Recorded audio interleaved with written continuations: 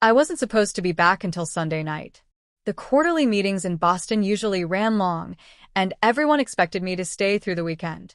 But a last-minute cancellation sent me on an early Friday flight, the kind of quiet blessing that usually means a glass of wine and a book in my own apartment. Instead, I drove the familiar 2 hours to my parents' house, the maple trees along the road still dripping from an afternoon shower.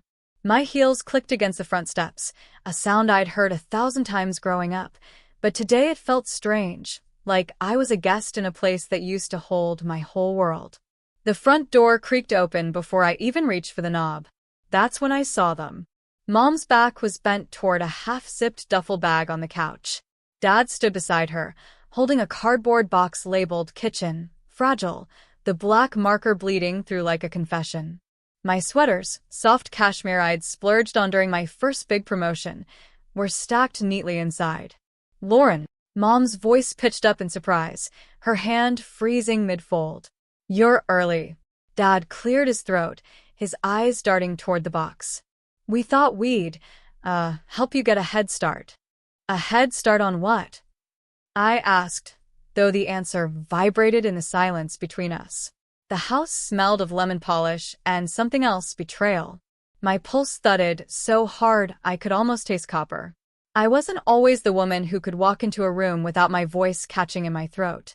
3 years ago, I was just a college senior with a half-finished psychology paper and a suitcase that smelled faintly of lavender detergent. That night is still sharp in my memory, like the edge of broken glass.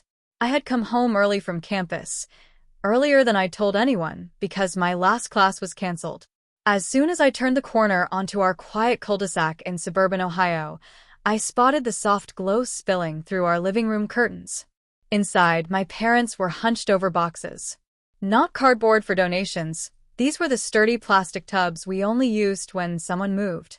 My sweaters. My books. The framed photo of me and my best friend at senior prom. Each piece of my life disappearing into those tubs while my mother's gold bracelet chimed faintly as she reached for another stack of paperbacks. "Mom," my voice cracked. She jumped. My father straightened slowly, like a kid caught sneaking cookies.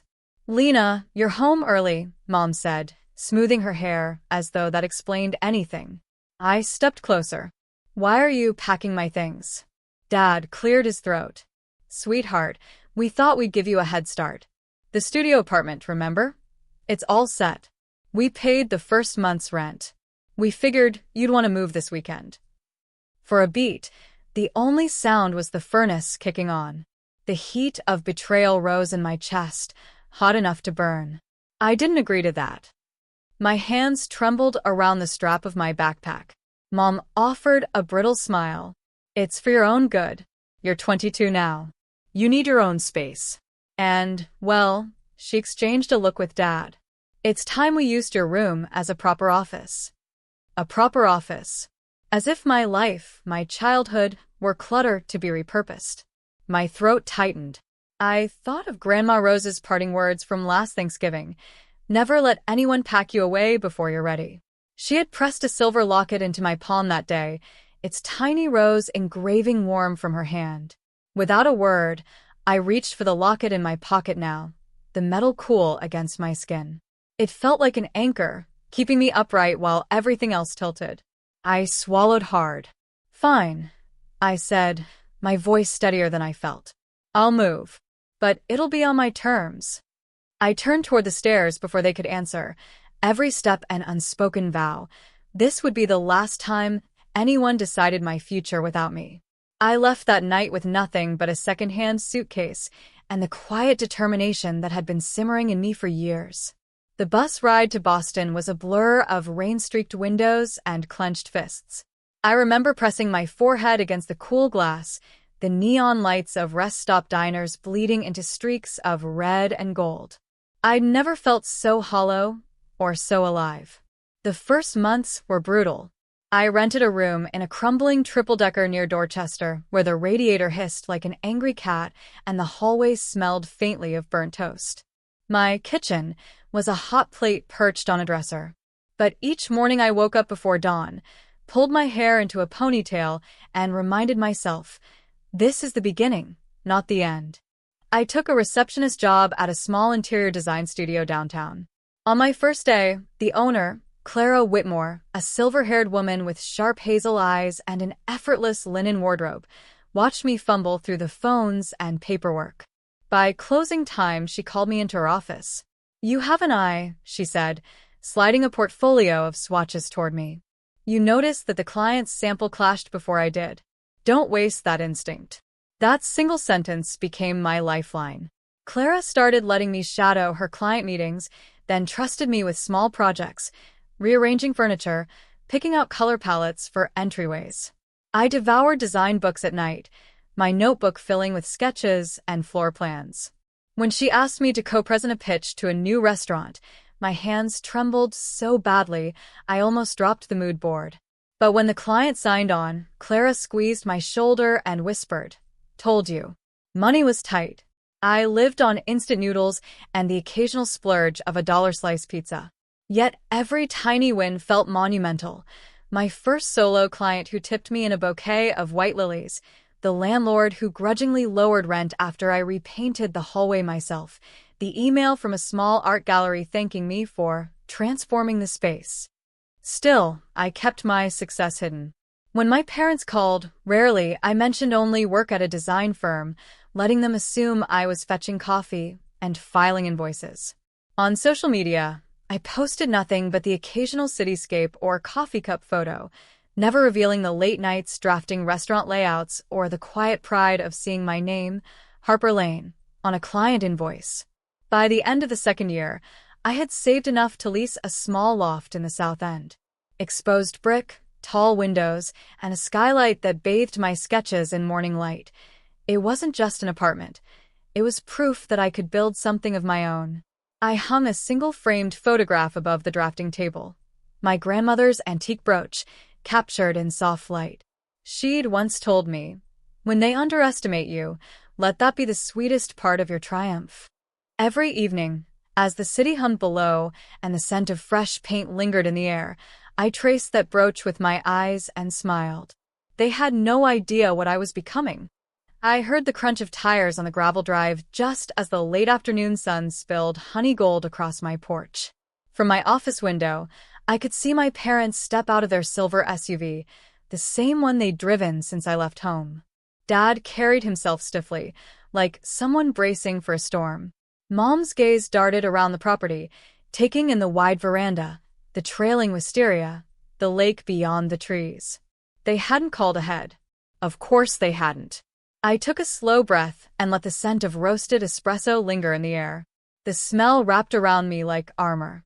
The French press hissed on the counter, and the soft hum of the record player filled the room with Ella Fitzgerald's velvet voice. This, my world, was deliberate. Mine. When the doorbell chimed, I walked, unhurried, through the hallway. My heels clicked on the polished walnut floors. Mom gasped the moment I opened the door. "Olivia," her voice cracked on my name. "This house." "Come in," I said, my tone even. They stepped inside and froze. The entryway caught the last light of day, glowing off the hand-blown glass chandelier I'd commissioned from a local artist. To the left, my living room opened in a sweep of linen and soft grays. Framed photographs of my travels, Kyoto in spring, the Amalfi Coast at sunset, lined the walls. Dad's eyes snagged on the grand piano by the window, the one I'd spent a year's bonus on, back when my design firm first turned profitable. He reached out, as if to touch the gleaming surface, then dropped his hand. "You live here?" Mom whispered. Her eyes reflected the chandelier's sparkle. "I do," I said. I let the silence stretch, watching their disbelief ripple through the room. Mom's brow furrowed. "But you said you were in a small studio." "That's what you assumed," I replied. "I never said that." Dad cleared his throat. "We thought you needed help. We packed your things to move you into something affordable." I studied them, my heartbeat slow and steady. For years, I had hidden the truth, not out of spite, but because I needed space to become someone they couldn't define. "I know," I said quietly. "I know what you were doing, but you never asked what I'd built for myself." They both stood rigid, the weight of unspoken years pressing in. I stepped aside, gesturing toward the study. Through the glass doors, my office gleamed. White oak desk, architectural sketches pinned in perfect symmetry, shelves lined with design awards and glossy magazine spreads. Mom followed my gaze. Her lips parted. These are yours? Yes. Dad took a halting step forward, scanning the framed covers. My name, Olivia Bennett, etched in bold print across the top of national design magazines. I founded Bennett Interiors 5 years ago, I said. We design high-end residential spaces across the country. I employ 20 people. Last year, we crossed 8 figures in revenue. Silence swelled. Mom's hand trembled as she clutched her cardigan. 8 figures? I nodded. Dad's jaw tightened. Why didn't you tell us? Because, I said, the words tasting of old hurt and new strength, you told me I'd never make it without a practical career. That my dream was a hobby. That independence was reckless. The chandelier light caught a shimmer in Mom's eyes. She pressed her lips together, swallowing whatever she might have said. I softened just enough. I needed to prove it first, to myself, not to you. And I did.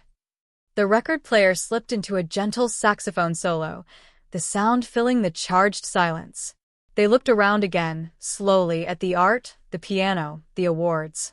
The home that spoke for me long before I uttered a word.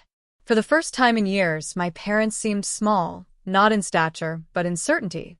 And for the first time in my life, I stood fully, unapologetically, in my own light. I leaned against the marble counter, letting the silence stretch until it felt almost heavy enough to bend the air. My parents stood in the center of my loft, my mother's eyes flicking between the glass walls and the skyline beyond, my father's hand frozen around the strap of the duffel he'd brought as if to collect the last of my things. I suppose, I began, my voice even but carrying the quiet authority I'd worked so long to claim. You were expecting a tiny studio, a place where I'd be grateful for a second-hand sofa and your generous help. My mother's lips parted, but no words came. My father lowered the bag slowly to the polished concrete floor. I built this, I continued, gesturing toward the soaring windows, the rows of canvases from emerging artists I'd collected, the subtle scent of eucalyptus from the diffuser in the corner. Every inch of this life came from my own work, my own late nights. No one handed me anything, especially not when you decided I was too much trouble to keep under your roof. A flicker of something, shame, maybe, crossed my father's face. My mother finally whispered, "We only wanted you to be safe." "No," I said, softer but sharper. "You wanted me to be small, manageable, and when I wouldn't bend, you packed my life into boxes and called it help." They both stared at the floor. For the first time in years, I didn't feel the old ache of needing their approval. Instead, there was clarity, like standing on a cliff and knowing the ground beneath me was solid because I'd built it myself. I walked closer until I could see the fine lines of worry around my mother's eyes. "I'm willing to have you in my life, but on my terms, and only if you're willing to change." My father looked up, the question already forming. "First," I said, "no more pretending my choices are mistakes. You don't have to agree with every path I take, but you will respect it." Out loud. In front of anyone. My mother swallowed hard, nodding slightly. "Second, stop measuring worth by square footage or a man's last name. I've learned success isn't about fitting your picture of perfection. I want you to see that in yourselves. Volunteer.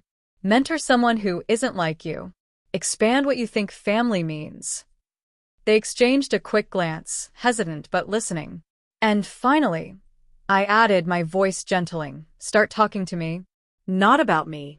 No more quiet judgments behind closed doors. If you're proud, say it. If you're worried, say that too. But speak to me as the woman I've become, not the girl you tried to pack away." For a long moment, the only sound was the soft hum of the city below. Then my father drew a slow breath. "We didn't see how much you've grown," he admitted. My mother's eyes brimmed. "We want to try," she whispered. I nodded, a small, steady smile breaking through. Good. That's all I'm asking. In the hush that followed, I felt the power shift, not as a weapon, but as a balance finally restored. The following Saturday morning, golden sunlight spilled across my penthouse like a slow, forgiving tide. I padded barefoot to the balcony, the marble cool against my skin. Below, the city hummed, horns and distant music rising like a heartbeat I now claimed as my own. Behind me, soft laughter drifted from the kitchen. My parents had arrived early, bringing a box of croissants from the same bakery they once refused to splurge on. My mom was already unpacking fruit into my ceramic bowl, her movements gentler than I remembered. Dad was wiping down the counter, an act so rare it made me blink.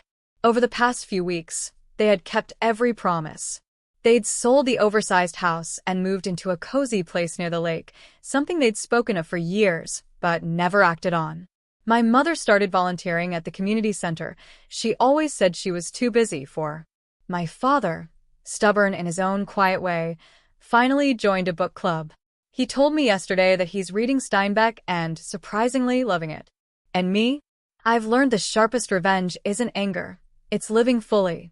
As we sat together, sipping coffee, my mother reached across the table and gently turned my wrist, her thumb grazing the silver bracelet I hadn't taken off since that day.